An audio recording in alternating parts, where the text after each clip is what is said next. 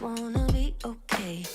How can I pick up the pieces when everything breaks with every day? I'm getting older, I feel the weight upon my shoulders. I'm strong enough, I'll rise above. It's all gonna be okay. If I can be anything, I think I'm gonna be me.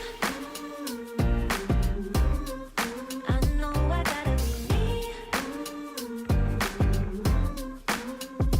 Nowhere else I wanna go, no one else I'd rather be. I think I'm gonna be me. I think I'm gonna be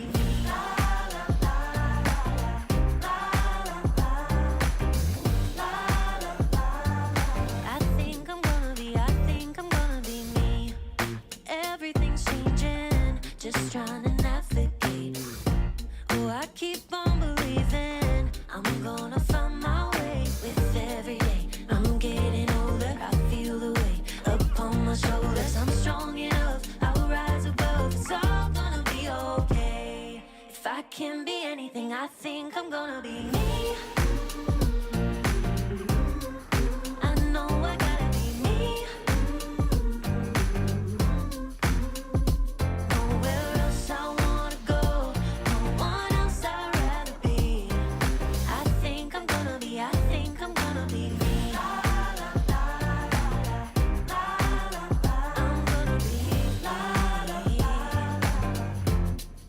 I think I'm gonna be me, me, me. I know I gotta be me, me, me. 'Cause nowhere else I wanna go, no one else I'd rather be. I think I'm gonna be me. I know I gotta be me, me, me. 'Cause nowhere else I wanna go, no one else I'd rather be. I think I'm gonna be me.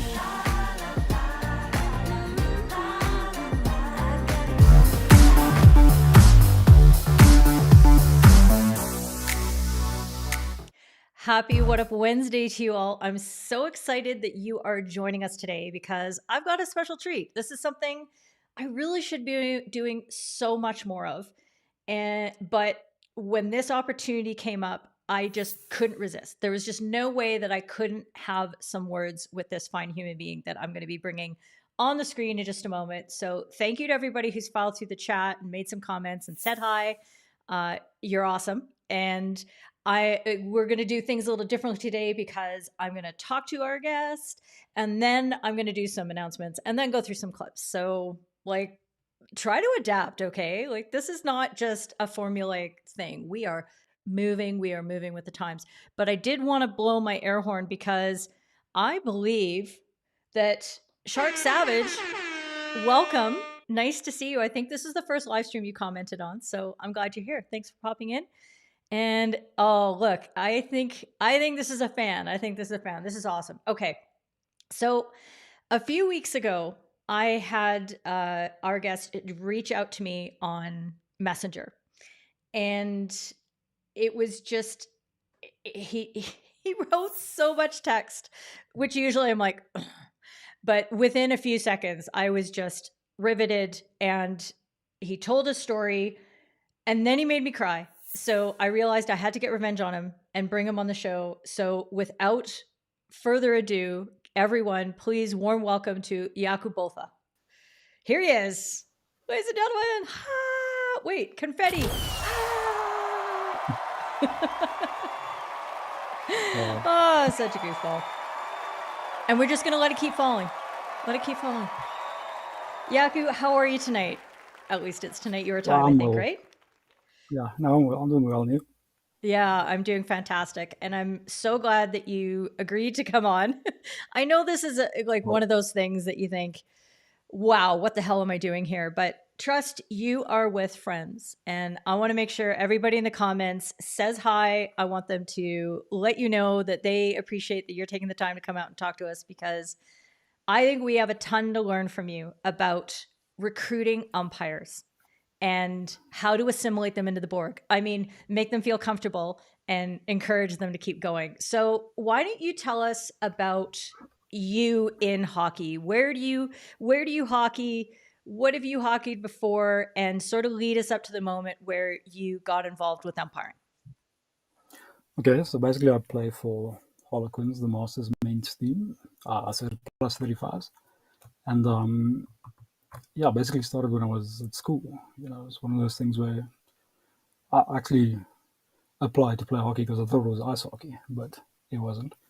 We started playing and yeah, I started enjoying it, playing club, playing for my high school teams. And from there, yeah, I just grew. Mm-hmm.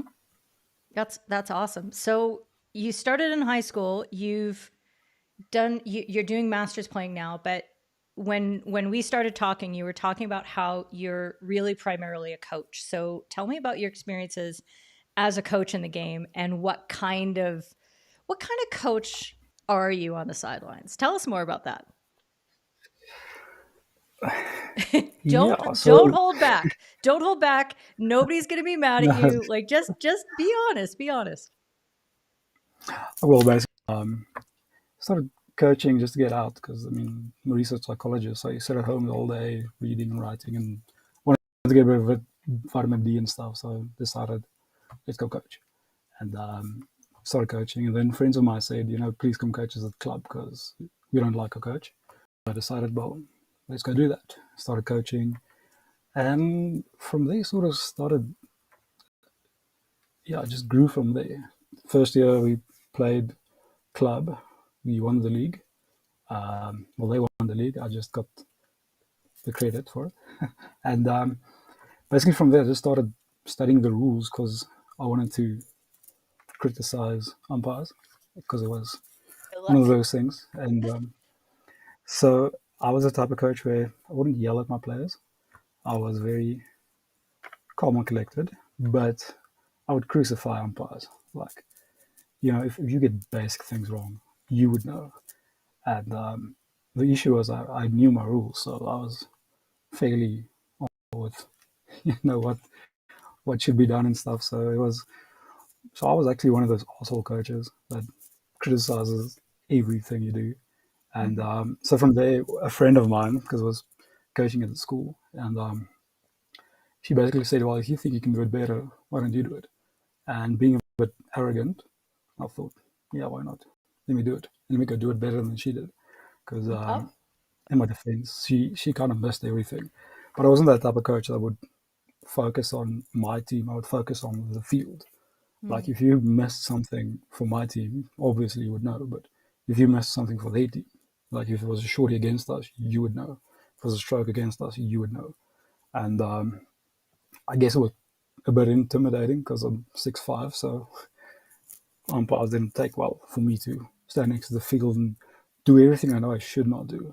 And knowing the rules, they knew there was sort of substance behind my criticism because I wouldn't criticize like, oh yeah, there was a foot. I would criticize, oh, but that's an overhead. That's the opposing team's ball, not ours. And so yeah, I was that coach. And then, like I say, they challenged me and said, if you think you can do it better, do it. So I started. And yeah, from there, here I am. Okay.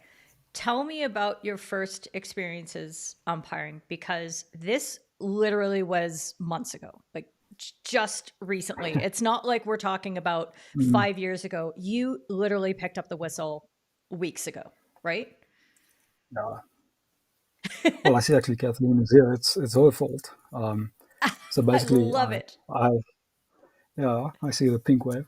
Um, yeah, I was basically I umpired 2 matches, so I applied because I had to I wrote a exam, which isn't, in my opinion, a very thorough exam, but I wrote it like 7 times, and I had to rewrite it because they never applied for the certificate to say, okay, you passed the damn thing. So rewrote it, and actually Michelle Yubara trained me, and then I had 2 matches, and then Kathleen's like, okay, Jaco, would you like to go to a IPT? I'm like, what the hell is an IPT? Okay, it's an interprovincial tournament. You go and umpire kids. it's like, okay, so it's a holiday. And she said, yes. Off I went.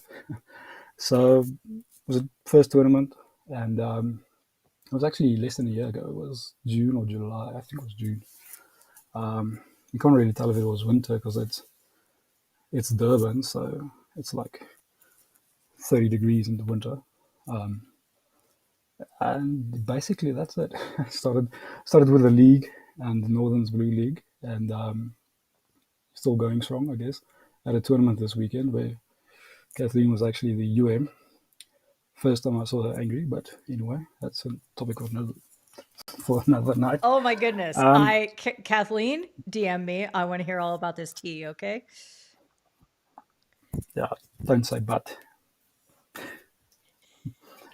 Okay. Anyway, Okay. so yeah, that's basically it. I just and that's why I got the FH umpiring channel, was in preparation for this, because this is sort of who I am as a person, I guess. I don't like to approach something unprepared, like 2 matches and then you're off to a tournament. That's not really, it's not really how it goes. So I binge watch this channel, and like, you asked me if I played it on 2 times or 4 times play. No, speed. I was 1 time and I was just watching everything, and I think I like watched 10 days straight, non-stop, and then was like sort of prepared for the tournament, and then it was an interesting experience. Yeah. That's amazing. So, I mean, obviously, that was one of those things that you mentioned that absolutely flabbergasted me. I, I mean, I hope that people watch. I hope that they learn things and they stop in. And I know we have you've been seeing their names coming through the comments for the last several minutes. And we've got an incredible group of people who show up and show up and show up and show up, which just is always a surprise. But when I hear of somebody who I haven't necessarily seen in the chat, you don't have any excuses now. You have to be in the chat. But Well, that you watched all of these streams and you actually got some, lots of value out of it is just, I mean, it meant so much to me that you reached out and let me know. So thank you very much for that. I want you to talk about the actual tournament now. So you've done all this preparation, you're at the IPTs. Let's go, because I have the confetti ready. Okay, let's go. I'm assuming Shark Savage is Granville Williams, because he was the umpire manager there. Oh, nice. Quite a character. So we obviously driving from Pretoria to Durban is in a bus is not the most pleasant thing, because you have like 22 teenagers who reek of deodorant anyway. And so you get on the bus and you drive, and it's not a bad experience, but it's not pleasant, because they can't shut up. Trying to read my book couldn't happen. Anyway, so we get there, beautiful school. It's like really, it's like an amazing school, private school. I think it's like top 3 most expensive schools. But anyway, so you get there, and then you meet all the other umpires, and it was an interesting experience. A bit antisocial, I guess, but greet them, talk to them, and immediately for me, I'm like a bit uncomfortable, because I know, okay, I've got 2 matches under my belt and I'm at the tournament, and listen to all of these guys talking. It's like, I'm not in the right space. Phone my wife. I'm like, I shouldn't be here. And then we have the whole opening ceremony. We have an umpires meeting, and then it got real, because then Granville's sitting there, like, he's a short guy, but he's like, no disrespect for Granville, but he's big, and he starts talking and he doesn't shut up, and he talks so quickly. Keeping up with him was sort of like a challenge. And he asks, so he goes around and he asks, okay, let's talk about experience. How many games have you umpired? How many games have you umpired? And goes through the group, and everyone's like, no, I've umpired Premier League, I've umpired second men's league and stuff. And I'm sitting there, I'm like, oh shit, I can't say umpire 2 games. So I'm sitting there, I've umpired a few matches. And he's like, okay. So he starts talking, okay, let's talk about stuff, because obviously it's under 14 boys, so we have to keep them safe. Let's deal with a few things like the overheads and the because they want to showboat. So let's deal with it. This is how we're going to approach it. This is how we're going to ensure their safety. Because obviously, parents don't like it if you have to pick up their kids' teeth from the turf. So okay, that's a thing. And then he's like, okay, where do you stand on a 16 free out? And it's like everyone makes a decision. I'm sitting there. I get all of them wrong. You know, he asks questions, and I'm like, I'm dead in the water. So he puts me first game. He's next to the field with 2 UMs, and first game goes, and I'm like shitting bricks. I phone my wife after the meeting, like, oh no, I shouldn't be here crying, walking to the dorm, trying to sleep, and I'm so nervous. First game, and it sort of goes okay. He gives me a compliment, which apparently is weird. So don't know what to make of it. Day one goes past, and it's like, okay, meeting again. Like nerves start sort of settling because it was okay. You know, I didn't know how to feel about it, but it was getting there. I was sort of building my confidence, and then day two, it's sort of, you know, these people who I thought, because for me it's like I come to a field and I'm the least experienced umpire there, so you sort of assume the lesser umpire role. Yeah. And then after a few matches, I started realizing, but irrespective of my experience, I'm getting the calls right. I'm getting the hard calls right. Gave the first card, so I had to get a fine for that, but it was the right call. He deserved the card. And then from there, it was just building, and confidence started building and stuff. So I started enjoying it, actually. I had a stomach bug, so I couldn't run a lot, and I was crucified for that. But it's okay. And then, yeah, a few things I had to work on. Apparently, I don't have the nicest, most approachable face when I umpire, but it's one of those things. So parents complain about this little bit of meanie umpire guy, and the kids were scared as well because, like, when I made a call, he would run to me like, "Umpire, what's that for?" I look at him, and he's like, "Oh, sorry, sir. I didn't mean to. I just wanted to know what was wrong." And it's like, look, if you're coming to me, approach me, it's fine. Ask me, I need to justify my calls, and started building relationships. And they started getting a little bit more comfortable with me, which was cool. Yeah. And so from there, it was nice. And then for some weird reason, they gave me the final, and we never played it because South Gauteng did something. I'm not sure what I'm allowed to say, but they did something, and they left. So we never played the final, but I got to water the final, and yeah, I guess umpire the tournament because the other guy who got the final was like level 1 and had a lot of experience, and I'm the newbie. So Yeah. from 2 games to umpire the tournament type of deal. So it was fun. I enjoyed it. It was stressful, but I think I think the hard work paid off. And I think that's basically the story. Yeah, a lot of things we can say, and if Granville's here and he has something to say, ignore him. He's just over exaggerating. I wasn't that bad. I don't think that's what's happening in the chat, but I just want to make sure everybody home heard what the man said. First of all, Shark Savage saying, you know, giving you kudos for all your caring. And it was all that hard work. You went from 2 games to umpire the tournament IPTs. So now we're going to have to confess. I was just like, this is just such an amazing story. And it's not because winning things is amazing, but as you were talking about how you went through all of the, you know, the preparation, the matches, and telling your story, listening to you, even I could see it on your face as you were talking. I was feeling more confident, and I was realizing I was doing a good job, and I could see you sort of picking up. And that's really nice. Like that's the most rewarding part, right? For anybody to talk about. So Yeah. just, yeah, incredible start. What was the thing that surprised you the most about umpiring? What really you went, I wasn't prepared for this. I didn't know that this was how I was going to feel or how things were going to be. What was it that really surprised you? I think for me it was like I said, I knew the rules. You know, I mean, I had to know them because I wanted to criticize umpires and let them make me feel like this big. So I had to know the rules, and I knew but to sort of apply them was something entirely different, and it was something you'd used to. Like as a coach, I would stand there and I would focus on, because now obviously you're focusing on what your team's doing. You need to remember, okay, what did we practice? What was our main goal in this? What do we want to achieve this match, and what do we want to like take away from this match?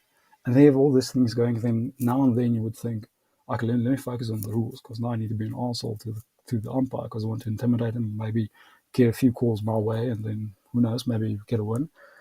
And as an umpire, you engage the whole time. There was no 1 second you weren't engaged, Right. even if the ball's on let's say when you're the disengaged umpire, it's still, you need to focus, because you still need to go and ensure they're giving the right calls. Because at the end of the day, all everyone wants is just for you to do your job and Yep. Get it right, because that's what they all deserve. And especially like coaches who go ballistic, you never like realize coach is so under pressure as well, because you don't want to get a call wrong, but he doesn't want to get a call wrong either, because his wrong call is he loses the match, and that's not good for anyone's ego. So it's just it was for me like a total mind shift from just chilling there watching hockey and then changing a few things, screaming at people, screaming at an umpire now and then, to actually being the person who has to make the calls, ensure the safety of players, ensure the flow of the game, ensure the proper hockey just happens. Yeah. Yeah, absolutely. So you're getting a lot of props. Obviously, Kathleen's in here. Very, very happy that she was a part of it. And, Luke recognizing what an opportunity you had. Hey, everybody in the chat, like if you have a question for Jaco, this is a really good time to find out what a converted coach is thinking and what's important to them, and any secrets. Now's the time. Like let's wring everything we can out of this guy. And Sure. Mr. Denman here, as he always does, recognizing the bigger lessons in all of this about, there's a crossover of skills between everything that we do, and discipline and that sort of thing. And you have a background in psych that I'd love to get into a little bit. What do you think that really helped you bring into your umpiring? Well, I think the thing that sort of set me apart as a coach and umpire is just the way you sort of view things. I think for me, it's like I say, I don't mind a coach that sort of has an issue with how I umpire, because I know he's under pressure. I know he or she is under pressure, and I know how it was being there. Like you think, okay, I come to a field, I umpire an hour or so, and then I'm done. For him, it's like, or for the coach, it's like it was weeks, months of prepping for this match, Yeah. and there were sort of calls I had to make in preparation for this, which they either go right or wrong. And for me, it's like I always have that mindset of, okay, but how is what they're doing intended? How is what I'm doing being helpful to them or to the team or to hockey? Because remember, there are 22 players on the field, and then let's say 2 or 3 subs. So that's 23, 24 people, and let's say 25 for coach and managers and stuff.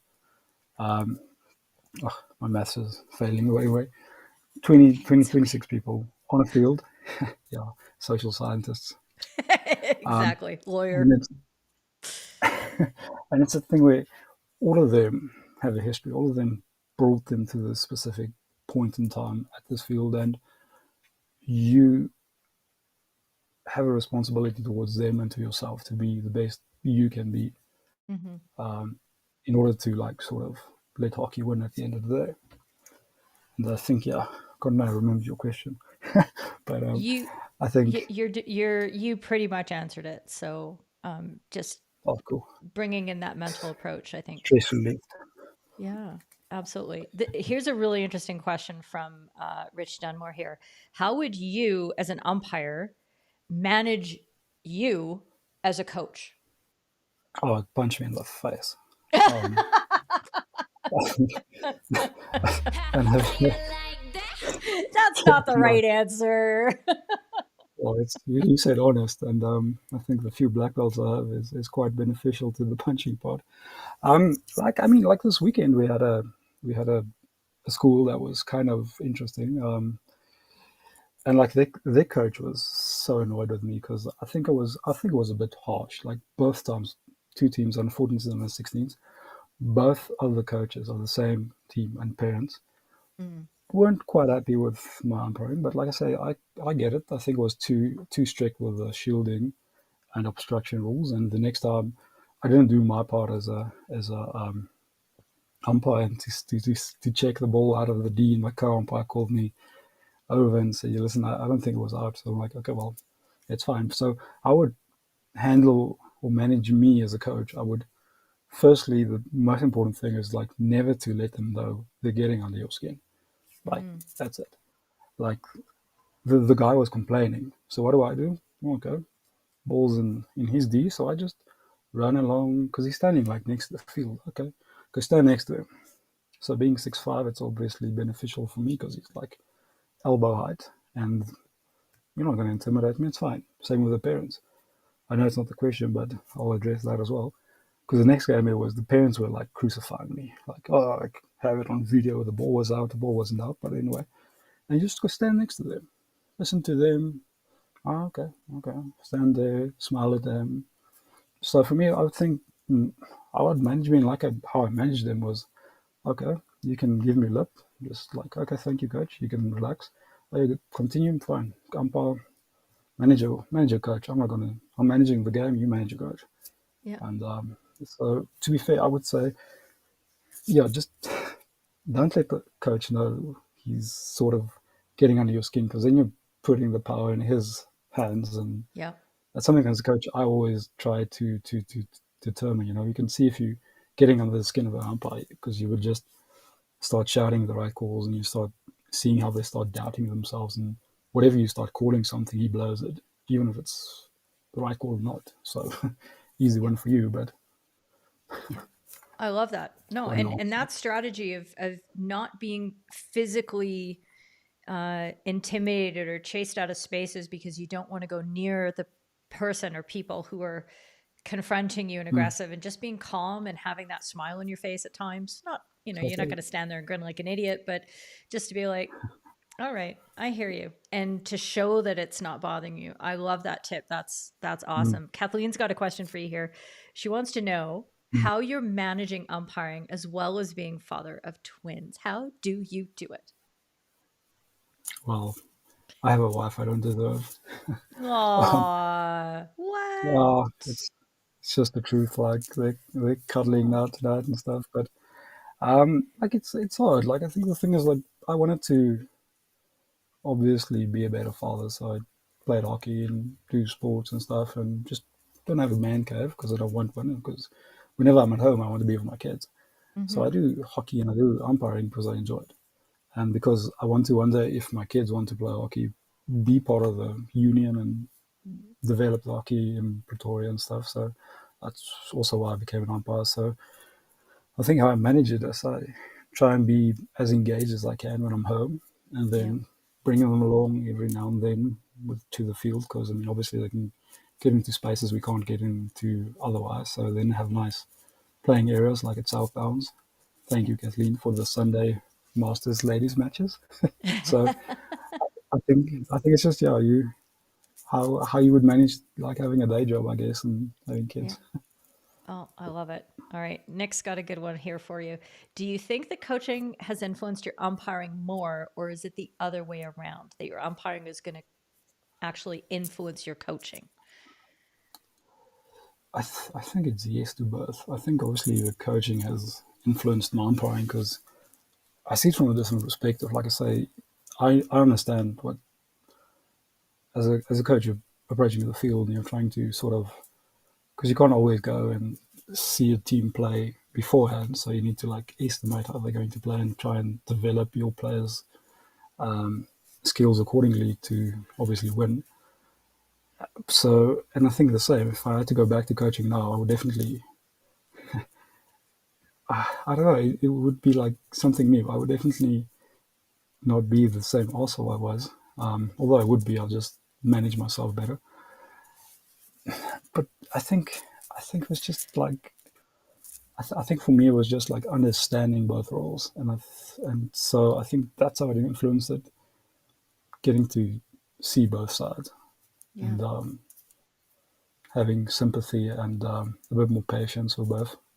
Okay. So, question from me is, I'm wondering, it's not all sunshine and roses. What is the part about umpiring that you thought, I don't like this part? Now, obviously, you're completely in love with the vocation and you're one of us now. But if there's like one thing that you're like, this part really kind of bites, what would you say that is? I'm gonna have a lame answer, but it would definitely be the heat. Like I think it was like 36 or 38 this weekend, and the turf was so hot. My knees and ankles were killing me. Like this long short. I mean, this black pants and stuff in the African sun. It's just it's bad. Yeah. But I don't know. I think the one thing I don't enjoy is the ending. Sort of. I would love to like umpire the whole day, but you can't. It's just too much. But I don't think it's actually one thing I don't like. I think I like everything of it. But I think it's just sort of how I view it and the attitude towards it.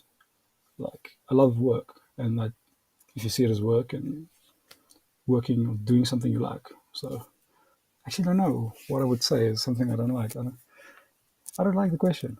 I think that's it. All right. All right. So you don't like dumb questions. That's fine. That's fine. I just wanted to see if I there don't was think anything you dumb. could trip out. But what you've illuminated is that it is a physically demanding activity. It's not something that Yes. you don't just casually go out there and, you have to look after your hydration. You have to take care of your Mm. body. You have to be in shape. You have to look after your mental approach. Like it's not just Hmm. I just rock up to the field and it's all fine. So that is a really nice that is a really nice thing to react to.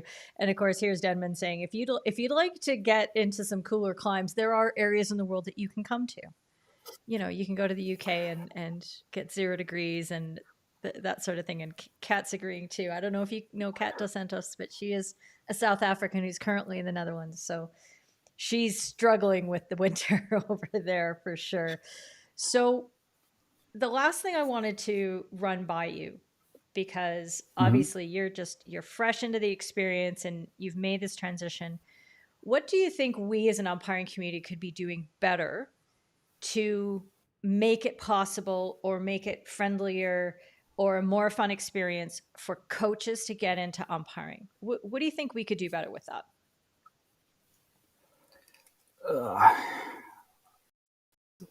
I think it would be like person specific. Um, I don't think you're really going to get coaches to umpire much. I think if you're a coach, it's the aspect of hockey you really enjoy. I mean, it's like you're managing people, but you're also building a relationship with them. And I think the thing about coaching I liked was sort of getting everyone focused. And that was because coaching is actually just about managing people. And I think that's sort of why I did it semi decently. Because our first year we won the league, but it wasn't because of me. It was just because of I had installed upon these ladies the illusion that they could win. I think the first time I actually thought we could win was, when we win the final. And we were playing our own club, and we were playing juniors.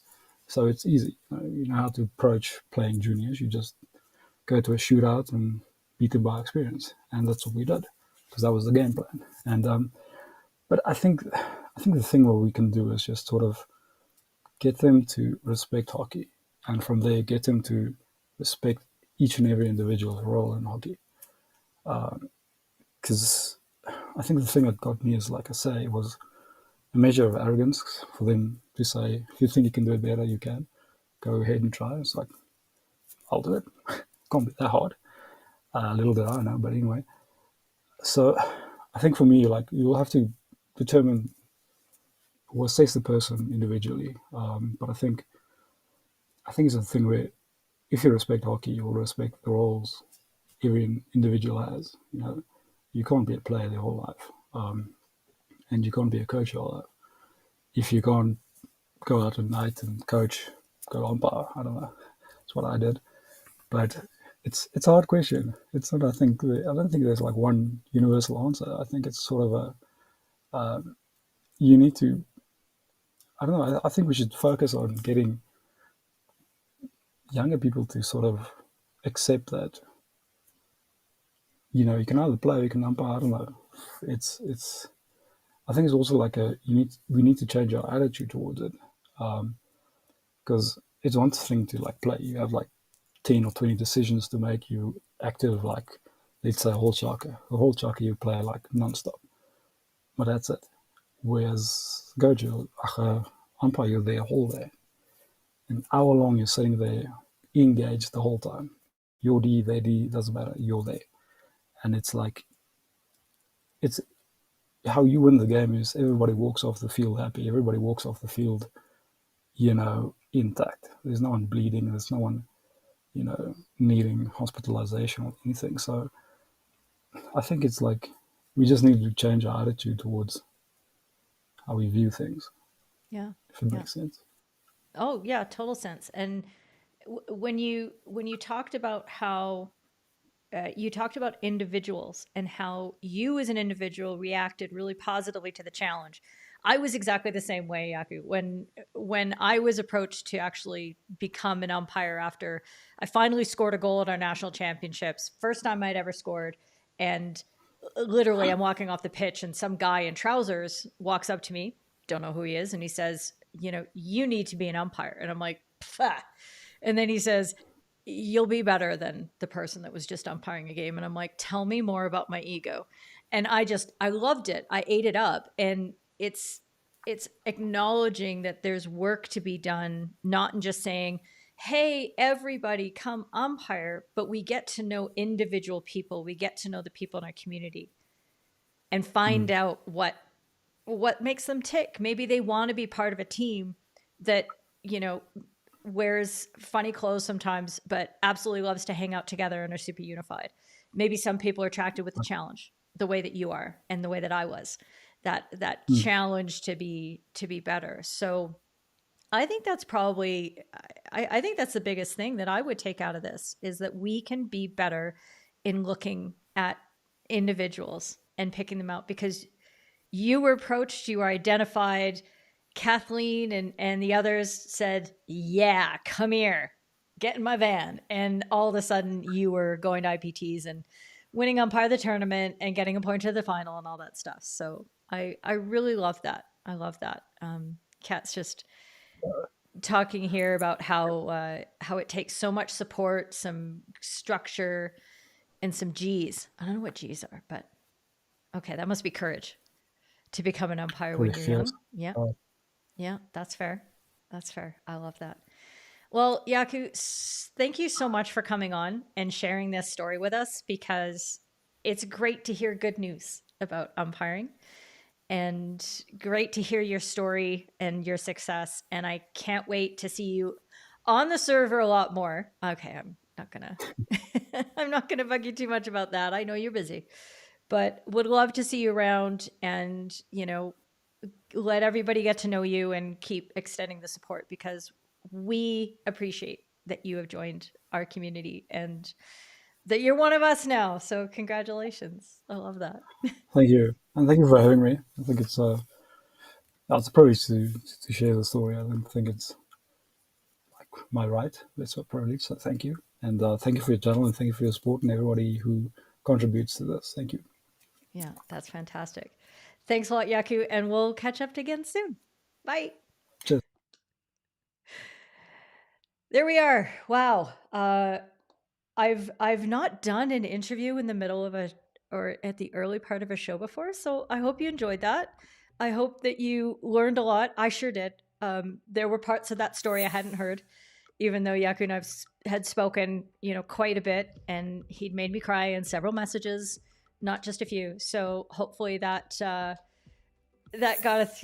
got everybody through. And yes, Kathleen, I want to say thank you for being a part of getting Jaco where he is, you know, and a huge part of that, and everybody else in that local SA community, because we do it together. We do it as a tribe. So thank you so much for that. And I'm seeing all the thank yous there. Yep. Thanks for sharing your story. And Luke saying thank you. One of us. One of us. That's awesome. I assume. Oh, that was you saying. Very welcome. I'll translate that at some point. There you go. Okay, so I'm gonna get into the topics for the clips and such today, but we do have some announcements. A few things that I want to mention first of all, and the first thing is, hey friends, when I go to this screen, I'm gonna do this right, I hope. And oh, there you go, and including cat. Okay. First thing is, hey friends, guess what? This guy over here just got assessed for his level 3 MPUA, and he passed, and he is now an MPUA B panel. Mr. McDowell, congratulations. I'm just soaking this in. I'm feeling the confetti love. So very exciting. And hello, friend. Good to see you too. You don't have to vote as soon as you entered. You're saved. You're saved. So I don't know what else I can say about Mike, because he is just such a hardworking person. He is always in the server. He's always answering questions, and he's not just helping. He's learning the process. He's studying. He's practicing the ways that he sees me sometimes, if I'm doing it right, trying to teach and to engage in conversations. And he's a big part of that. He's a big part of why I am where I am with FHumpires. So congratulations to Mike and all that. So good job, Whitey. Is that what we're gonna? That might go poorly. Let's see. I have to change the overlays because this isn't quite where it needs to be, because the text is over top. But yeah, we have to be very careful about how we pronounce that. I'm just saying. There we go. There is cake, there is hockey, there is champagne here from Sebastian. So thank you. Absolutely smashing it. Agree. There we go. Okay. Another great chunk of news that I can announce is that this fine human being has only just decided that she's going to join FHU 3T Yellow.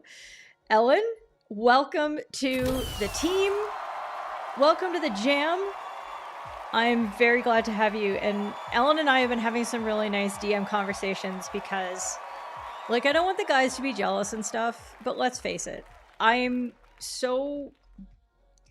feel so strongly about my role in being able to mentor female umpires. And I will go through the wall to make sure that they know they're supported and that they are a huge part of the future success of this sport and of us culturally. Like, it's not just about the sport. It's about everything. So, Ellen, thank you for putting your faith in us as a community and joining in us. And I can't wait to get to work with you and all that stuff. And there we go. Wido. Oh, yes. I think Wido's better. Wido will work much better. Okay. Just a couple little things. I don't know. We were doing numbers last week and I didn't even check this one, or maybe I checked it and I wasn't there. Anyway, broke 4,000 Twitter followers. How you like that? Not bad. Excited. To follow up on the GoFundMe from last week.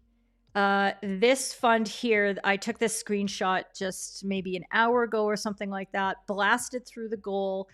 The remainder of the funds and anything else that happens to float in will be going to the officials, the tech officials committee, technical and officiating committee. I can't remember what the full name of it is.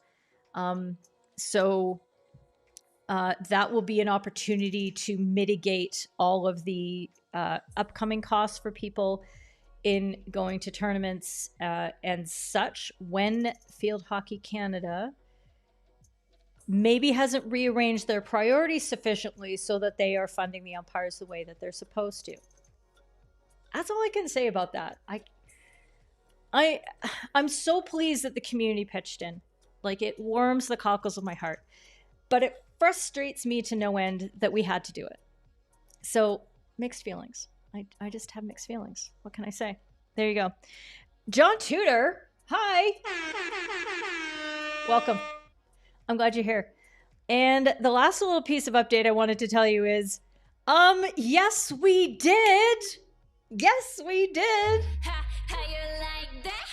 And wait, and the confetti.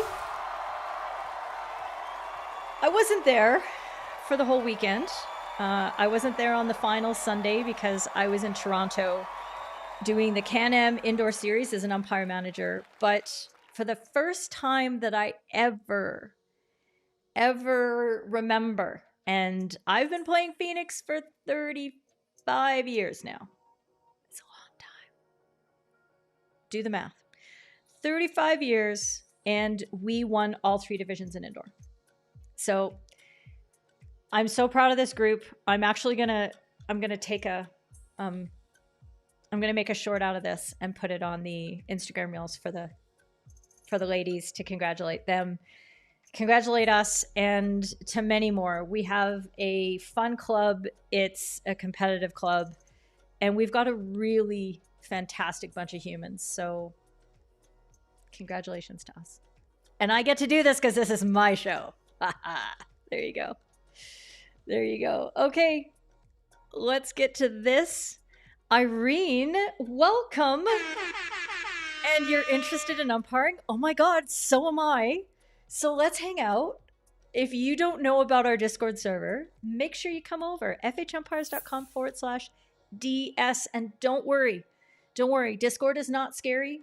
If you've never done it before, it's a great place to hang out. We have amazing people, and we want to absorb you in this big community hug. So please come and join us.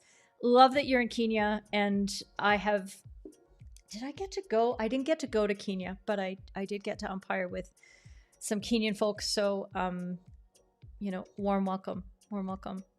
Gotham City best team? Maybe, but not today, Satan, not today.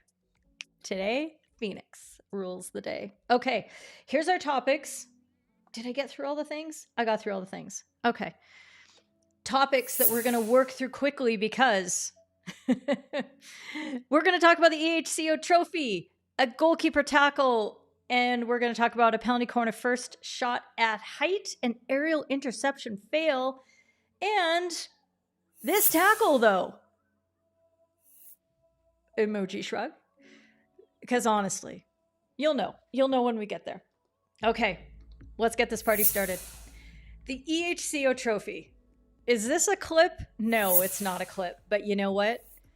I'm pretty freaking excited. This is our official announcement. If you haven't seen it on the socials yet, I'm getting enveloped by the EHCO hockey jam. They are ready to go. So I'm getting added and a whole bunch of stuff. The EHCO is the European Hockey Clubs Association, which has the mandate of helping to promote European club hockey and protect it and make sure it works well in conjunction with the international schedule, with international priorities, and make sure it stays strong and continues to grow the way that it does. Promoting the outdoor and indoor formats of the game, or the 11s, hockey 11s, as they rightfully describe it, and indoor hockey, which could be the 7s, or the 6s, sorry. Some girl made a little slip there. And also focusing on overall club development. So I'm super proud to announce that they are running an under-19 tournament that is going to be running alongside the EHL. Oh my God, who else is going to the EHL? This group of folks. So we have been talking about how we're going over to the EHL as a development group for a number of weeks now. And what just kind of happened, just sort of randomly, because Kat put it out into the universe and it came back like 4 days later. Not only have we been asked to provide a couple of umpires for this under-19 tournament, but they have decided to just turn over the whole umpiring shebang to us. So I'm going to be umpire managing the tournament and making appointments and supports and working with the tournament director, Fabrizio. Can't wait to meet you on Friday. Hi. And yeah, it's going to be amazing. So, this is happening. Okay. So this is going to be part of our entire development project at the EHL. We're going to be moving in between the two tournaments and doing things all over the place. I am going to be a little more stretched than I even imagined. I'm probably not going to be partying as much as I thought I might have been, but that is okay. And yeah, it's going to be incredible. So there's 4 teams on each side, men's and women's, and there's 1 Dutch, 1 German, 1 Spanish, and a Belgian team on each side. So really cream of the crop for under 19 players. And you know there are going to be players in here who are either current international players or about to be. So it's going to be a very high level competition. Very, very exciting. So I guess the thing that I have to say is, first of all, thank you to EHCO for putting your faith in us as a community.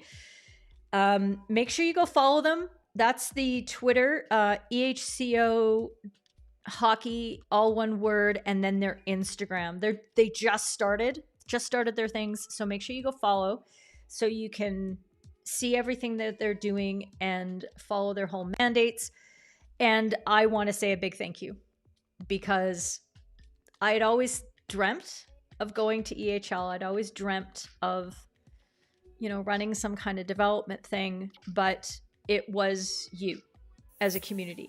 It was you who pushed me, who insisted.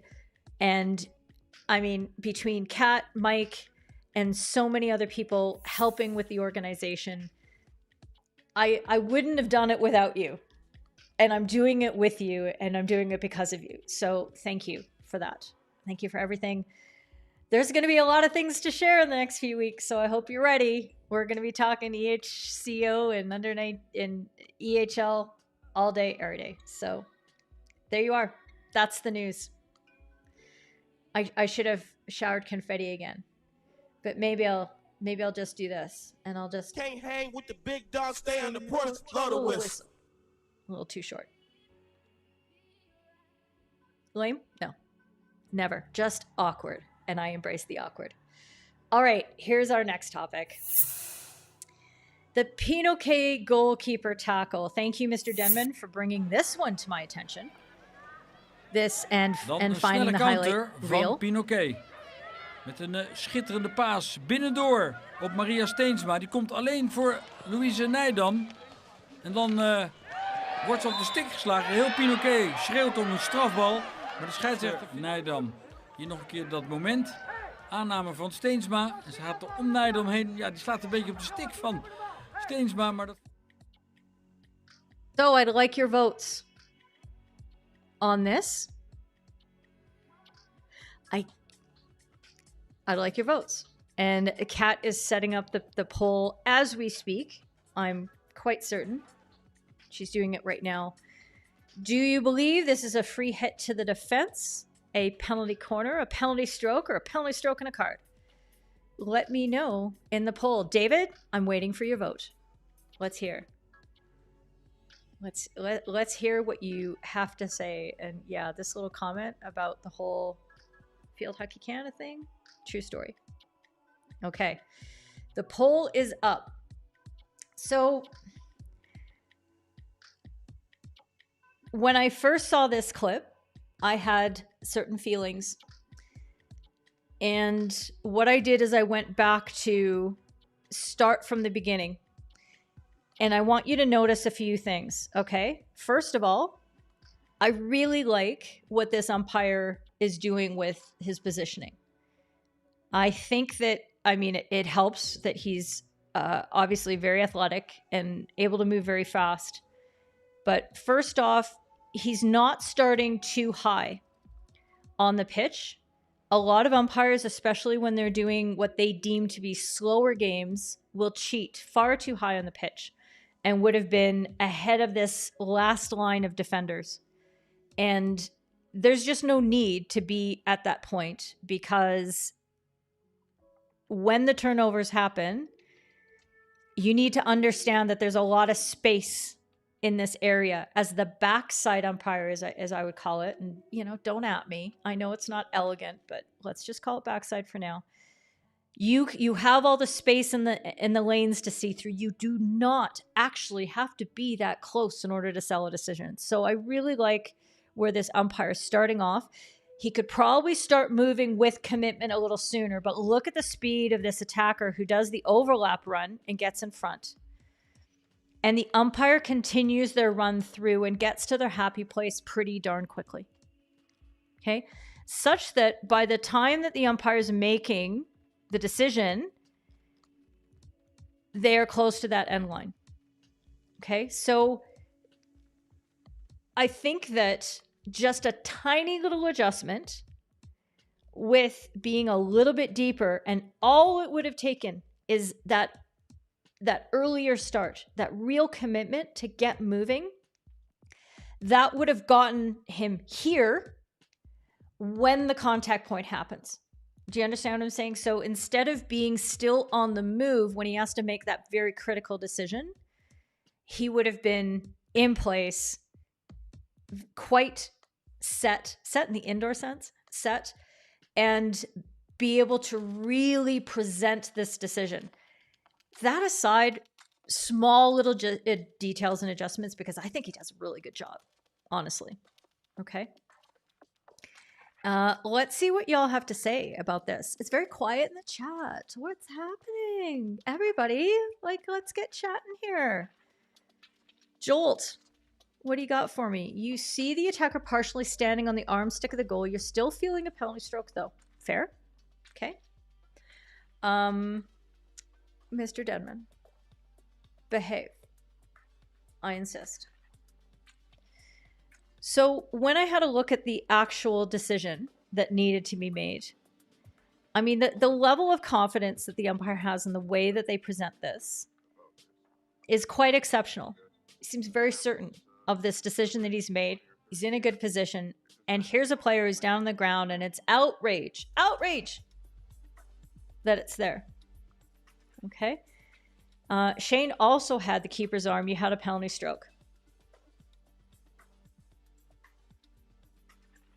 Okay. But look at this freeze frame moment here as well. What else do you notice? Like, you don't even have to look at the attacker's foot. What else do you notice about this particular moment? You see a ball not being moved in any direction by the attacker side to side. You see the attacker taking their stick off the ball, and you see it making contact with the goalkeeper's stick.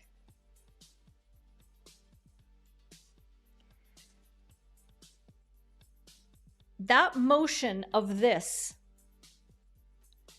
isn't always an indication. It's an indication of some solid kind of contact. But when an attacker has that much control over that motion, maybe there's a stick block.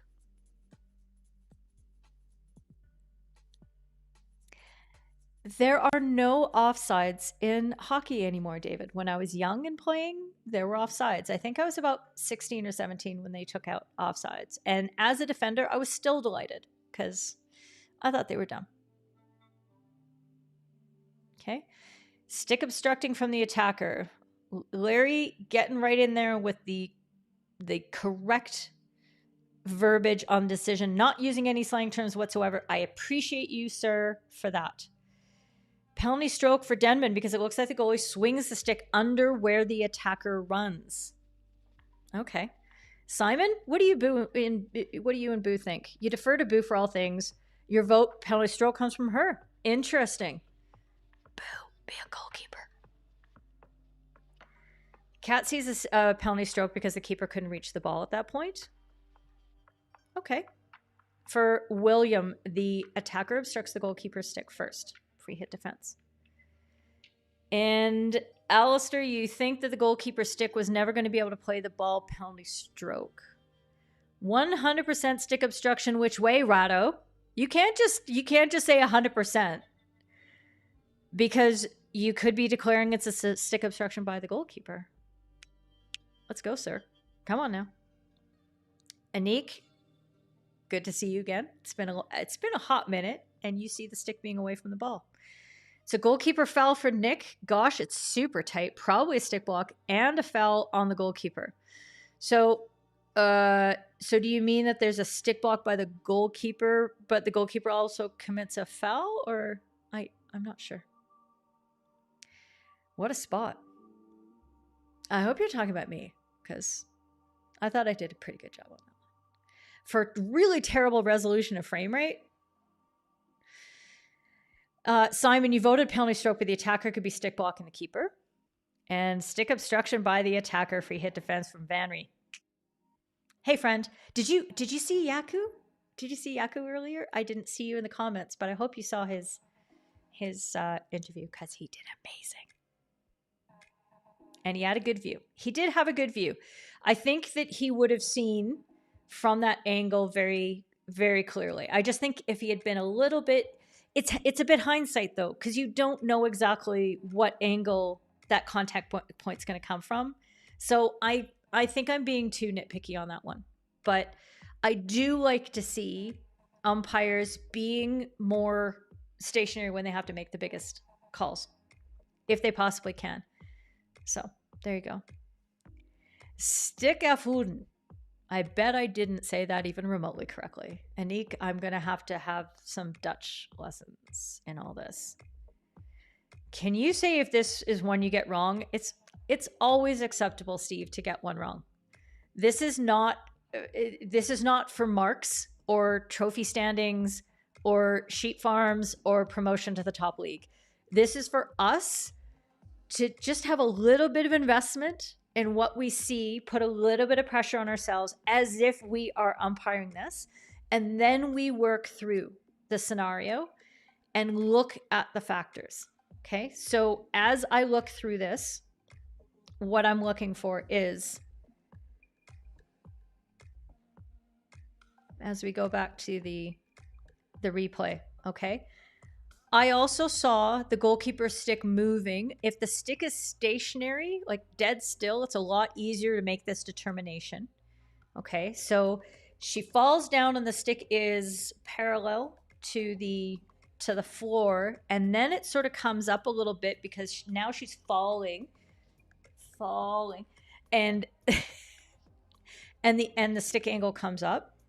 Absolutely fine, but at this point, the attacker moves her stick for me away, and it prevents the attacker from even getting obstructed. The contact for me is initiated there. Now, if that stick block hadn't have happened, then we start looking at what happened physically in that tackle. Okay, because there are times, pardon me, where players, their sticks contact and the ball's just there and you're like, nobody's disadvantaged, everybody play on. To me, I think there's definitely a disadvantage to the goalkeeper here. But let's say we can ignore that part, then we'd look at the attacker's foot if we can. It's really hard to see, but if the attacker initiates that contact and steps on the goalkeeper and then falls down, what do we decide? It could be a play on. It could be a foul against the attacker for interfering with the goalkeeper or dangerous play. Could be. Okay. I'm just working through the whole scenario.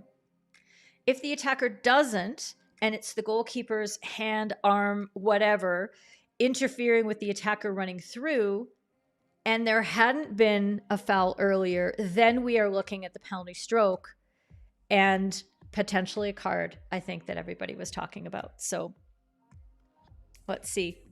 The disengaged umpire, very high. Okay, first of all, we're going to say supporting. We're going to adjust that language because I like the, something that we learned from Jaco earlier is that you're never turned off. You are never disengaged. You are always a part of the play, but are you maybe the primary decision maker? Or are you supporting? Are you the controlling umpire or the supporting? Actually, I do like that primary. Somebody's changing their language, and it's this girl. So that's the first thing. But very high. Dude was probably in his happy place on his baseline when the ball was turned over unexpectedly in front of the 23. It's not his job. It's not his job to be helping out here. Look, we can't be everywhere on the pitch. So I bet he's chucking it and he's running as fast as he can. The fact that he comes into the picture here at this moment, that's pretty freaking fast. So no, I'm not accepting that. I'm not accepting that. That is not valid. Sorry. Rachel, you're not convinced the goalkeeper is even trying to play the ball. So a penalty stroke, but you need to be clear about the obstruction by the attacker. All right, Alistair, the attacker is switching from forehand to backhand. The moment of contact is a second switch. It can, except she moves her stick very far away from the ball in a place that prevents the goalkeeper from reaching it. And yes, I will absolutely grant that at the angle that we have, we can't be entirely sure how close the goalkeeper's stick would have been to the ball, but for the contact. Okay. In real time, in our view, it looks awful. But to me, that is not a movement to the side. That is not a lateral movement of the ball. Alistair. It's not. She just takes her stick off the ball. Stick afhouden will make it sound more Dutch. Did I do that? I don't know. Martin, if the keeper was trying to play the ball, his stick would have been sweeping on the ground. I know that is a complicating factor, and I know you were there, Martin. I know you heard me say it. So the fact that the goalkeeper's stick was moving is a piece of it. But if the attacker's stick hadn't been blocking that way and the goalkeeper's stick had hit her, fine. We've got a stroke all day, every day, twice on Sundays. Not hard. Okay. But had there not been that gap, had there not been that presentation, we've got a totally different story. Nick, you reckon if a penalty stroke had been given, not many defenders would complain? True. It's that tight, and in real time, it looks like the goalkeeper initiates contact, but definitely a stick block for Nick. Rado, you had people kick you in the throat, step on your head, not once it was play on, same for your arm. I'm not sure if you're saying that it's never been called in your favor or not, and I sure hope. So the call on the pitch, David, was a free hit for the defense. I believe that the umpire, either he called the stick block or he called the physical interference into the attacker's foot. Pace abuse from the supporting umpire based on where he probably was. Yeah, that's fineable. Okay, and you saw if he hit defense. There you go. Let's have a look at the goalkeeper's kickers. Okay, well, the goalkeeper stretched stick towards. I don't even think that the goalkeepers. I mean, I know you see them move and flutter, but I don't think there's any question that the goalkeeper's kickers don't come into play here. Does that help in looking at that view? Irene, great question. You absolutely want to look at it there. Don, it was so weird. I was wondering what the hell was up. I was like, where's Don? Terrible. And you see it now. Okay, cool. Yes, right? And this is the thing. I don't want to use slow-mo and freeze frame and zoom occasionally as a way to show second guessing. It's just that I want to be able to illustrate the things that we should be looking at. And the more practice we have at focusing on what we're looking at, those are the things that are going to help us make the better decisions. Okay. You 100% would have called incorrectly a penalty stroke. I'm not sure. I'm not sure if you would. If you had that gentleman's angle, maybe you would have gotten it right. Don't sell yourself short. I don't want to hear that. No, I will not hear that talk. I think you would have gotten it. Oh boy, where are we at the thing? Okay, I'm going to close the poll to see where we're at. 44%. And we're going to 2-minute warning. And the back of stick signal. Okay. And yeah, that's a possibility, right? Sometimes we make great calls and show the wrong signal for it. Okay, so let me just grab this. Let me grab this. And drag it on the screen and make it an overlay. Oh, good work, Keely. That was almost spot on. Okay. And maybe there was something else we didn't see. I'm not sure if I saw anything that would have led me to a backstick, but hey, again, it's crappy resolution and bad frame rate. So there you go. Yeah, I mean, we accept these things. We accept these things. And it's, and I think we can sometimes let ourselves off the hook by saying, well, nobody complained, so it's okay. And that's fine. But we really are working to make the best calls we can, because the best way to manage a game of hockey is to have the highest accuracy rate you can humanly have. When you are right, you don't have nearly as much to manage. So that has to be our bedrock. That has to be that level. In order to achieve that accuracy, what do we need? We need positioning and we need rules knowledge. Okay, so the bottom, right at the bottom of all this is the positioning. That umpire had it. And then the rules knowledge, obviously. And then we layer on top and we build this stack of umpiring skills. Okay. This is shocking. Actually, I think you need to refresh, Stephen, because I've got 19 likes. I've got 19 likes. Thank you for voting. That was really great. I appreciate all of your contributions. And that's fine. I'm doing better at this, I think. Let's go on to topic 3. I'm a little large in the frame, though. Yeah, that was a little too zoomed in. Okay. Topic 3, penalty corner first shot hit at height. This one won't take long enough. The protection off. That's a struggle to get that protection back on again. Where is that going? They're going to refer that. So that's been hit. Okay, so looking for a goal. Did it go in? Basically, the question. It went to the goal, definitely. And for me, when it goes in the goal, the ball then ricochets. It has to cross the line at the height of the backboard. Tap and hit. In. Comes across the goalkeeper. Now, the question is, does that take a touch down off Rennie? Because the angle of that ball means it has to hit the top edge of the backboard because it comes up. Has this gone high and then the goalkeeper's deflected it down? Or does it hit the backboard in order for it to go up? Has to hit the backboard on the first shot. It's got, sorry, Dad, to be really precise because there'll be some umpires out there. It has to cross the line at the height of the backboard or below. Ahmed, I have advice for you. It is a goal. You can restart from goal. Helvig. So, does the whole ball have to go underneath the height of the backboard as it crosses the line? Because if you look at that, it was the bottom edge of the ball that hit the backboard. So by definition, there's all sorts of technicalities in that.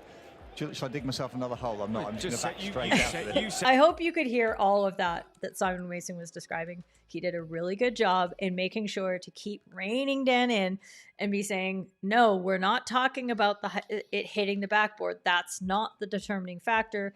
The determining factor is, as we know, it's whether the ball crosses the goal line at a height that is 460 millimeters or lower, absent any deflection, either way. So Simon went through the principles really, really well. He talked about, okay, first we're looking at the height and just looking at the absolute, where does it cross the goal line? He asked the question, was there a deflection off the goalkeeper's stick that changed the trajectory of the ball?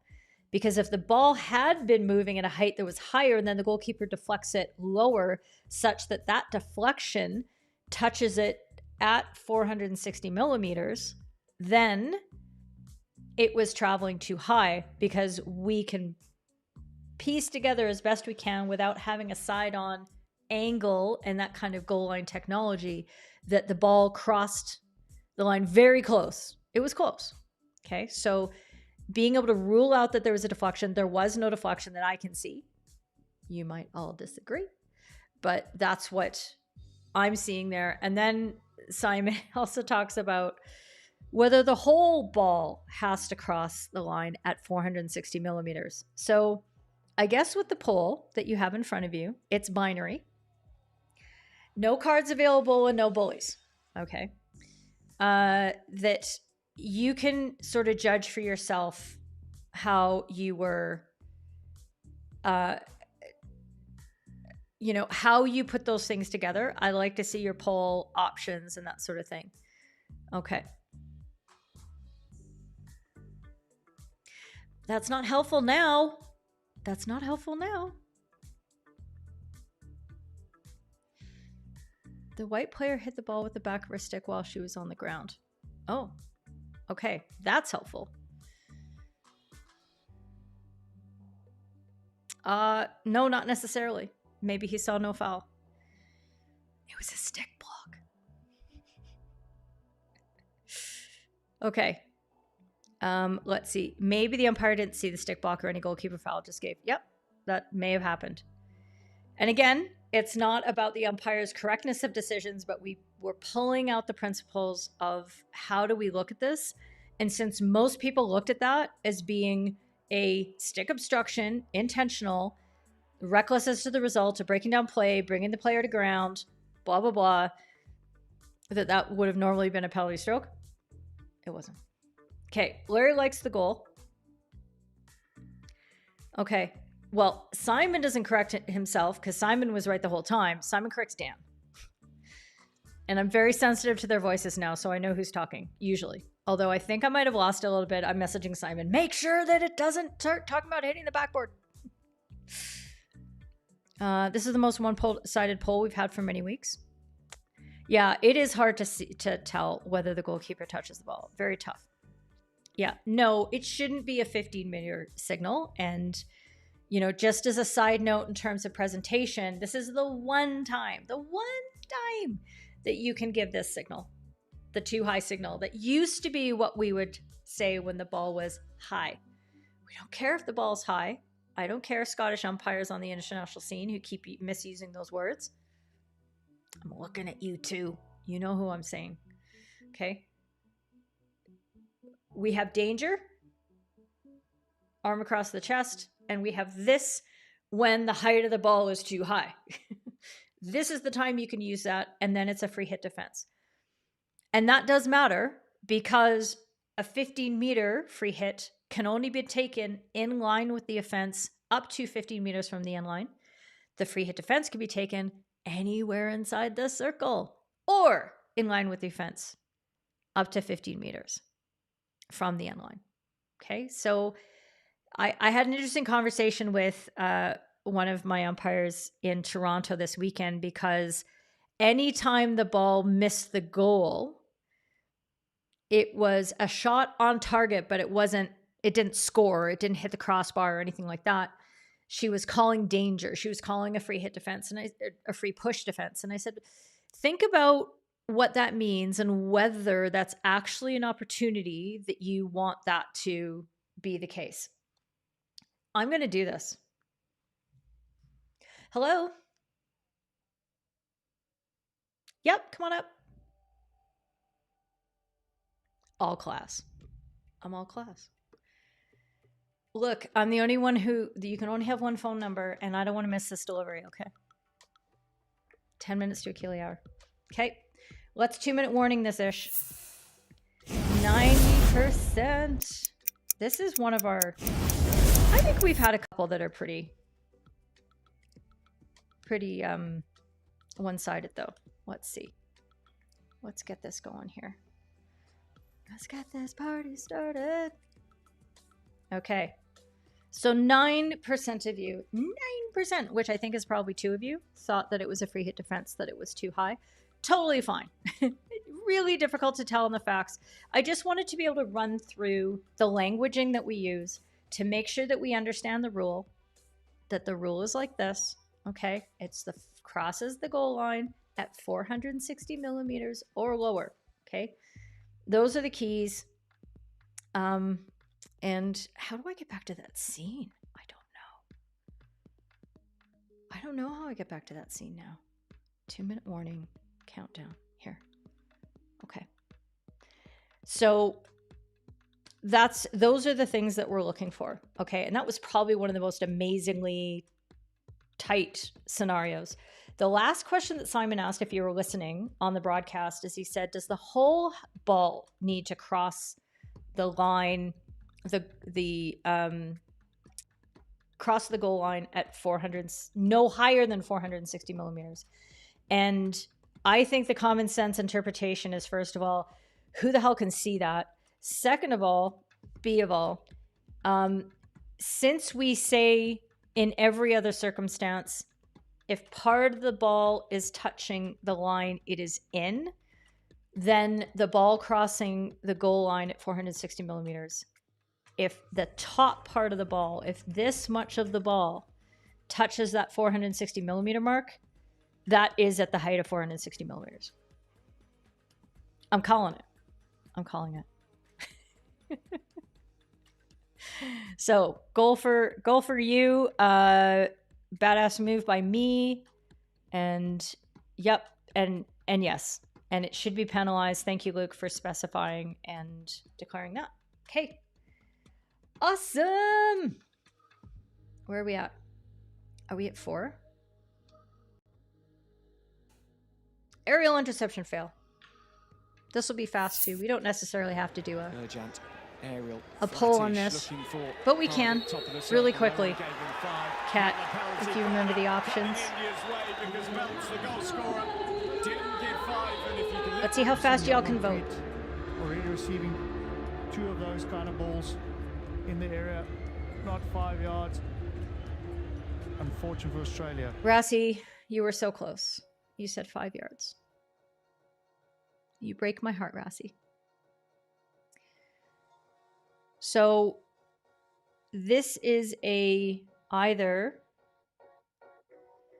this could have been a free hit defense. It could have been for, I don't know, the attacker being awesome.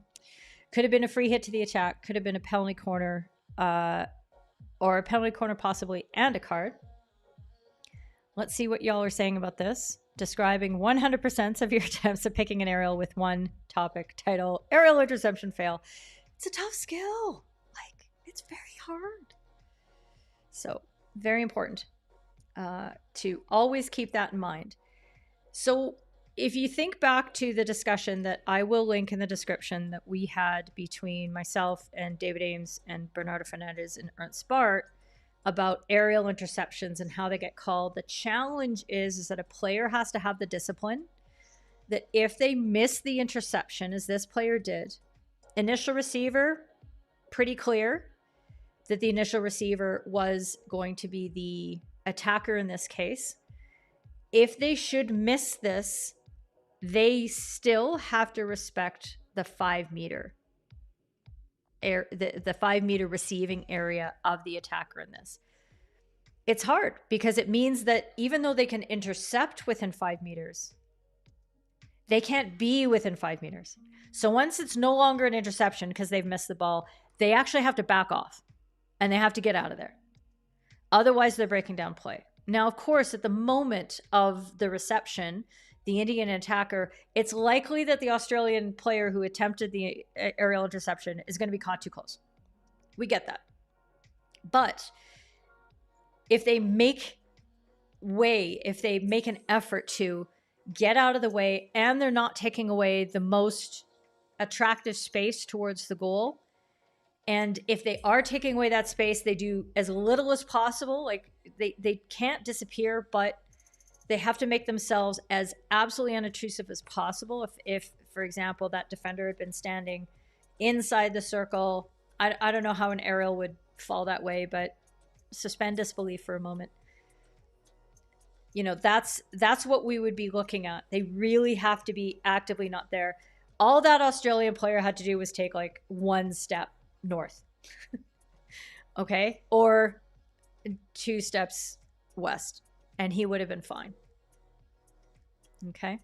Let's see what we got. Simple PC for you. For Rachel, you think it's a free hit attack according to the rules, but feel this is harsh as the attacker pushes the ball towards the defender. Interesting. Interesting. You were going to vote a PC with no card, but it's not an option. Don't worry about it. Jolt, I got you. I got you. It's a penalty corner for Denman. Never leaves after the attempt. It could have been a safe intercept. Exactly. And this is where you get the... where you put together the factors of it could have been properly taken because he's reaching above the receiving area and, you know, really making an effort there. And that reach, the way he reached was not dangerous to the initial receiver behind him. Okay. William, you went with a PC and card. Okay, and card is not just a PC. It has to back off. Okay, PC no card for John. Free hit attack. I think the problem is that the Australian defender doesn't just... It's not just a case of the attacker dribbling the ball towards him. Watch what the defender does. Like, he takes 3 steps towards the ball. And he's got to know. He knows where that ball is going to be received at. He knows he's marking that player. That's his marking responsibility. He knows exactly what's happening here. That's a breakdown for me. Okay, I'm going to call the poll. I hope you all voted. I hope it happened fast. And poll. And we'll 2-minute warning. No problem, Kat. I see that you're giving your apologies. I appreciate everything that you do to get these polls underway. So thank you. Sent it back. Did that work? Okay, that works. Okay, so 59% liked the PC and a card. Free hit attack for 36%. Restart with a bully. Oh, see, that was a joke. You punks. That was a joke. At the time the ball is lifted, there's a clear receive, and the 2 defenders are not allowed the attacker to control the ball before encroaching 5. Luke, for you at this level, the defender knows they have to back away. Yeah. And yeah, you may vary on the card. No card as it's Q1. Good point. Okay, so it's unlikely that this is a repeated behavior and that there were previous cards or that there were previous penalty corners given, because remember, we will add extra personal messages if the play continues to be broken down in the same way that you can award the greater team penalty, but they're not getting the message. So that's when we will also be adding the card. And yeah, I think Jolt's right. And yeah, they have to be in control, and miscontrolled towards the defender penalizes the defender. Yes, we absolutely talked about that. I don't think that's a misplay. And if the defender is going to get the advantage of being able to attempt the interception from within 5 meters because they can do so safely, they get both sides of the coin. Okay, they don't get the privilege of being able to be there and then have to be like, oh, you misplayed it because the ball came towards me. No. PC for Alistair. Yeah. No way it's accidental. Totally fine. PC and a card for breakdown. Absolutely. PC and a card because he actually breaks down plays. Purposeful action. Okay. And that's totally fine. There was no card in that situation. I'm trying to make y'all think. This is a thinking exercise. This isn't a be right or wrong exercise. This is thinking. This is thinking. And you were the 4%, weren't you, Shane? Uh-huh. That was you. Okay. I got it. Not old enough. It was you. I knew it. There are two players within 5 meters of each other when the ball is being played.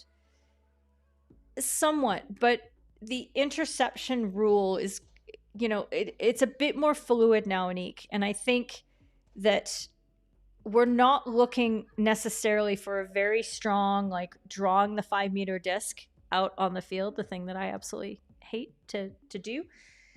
And that we're looking more for the clear initial receiver. I don't think there was any doubt that was the attacker. So that for me, that was never going to be a free hit for the defense. So there you go. And what am I thinking? Clearly, that's terrible. Last one, super quick, because there is no doubt we are not polling this one. This tackle, though.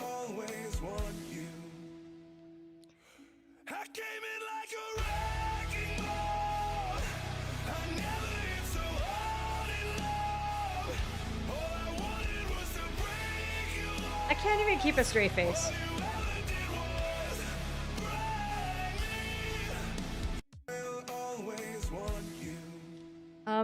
What do you mean? Okay, this was supposed to be a lot bigger. Here. There we go. You're very welcome, Anik. And Stuart.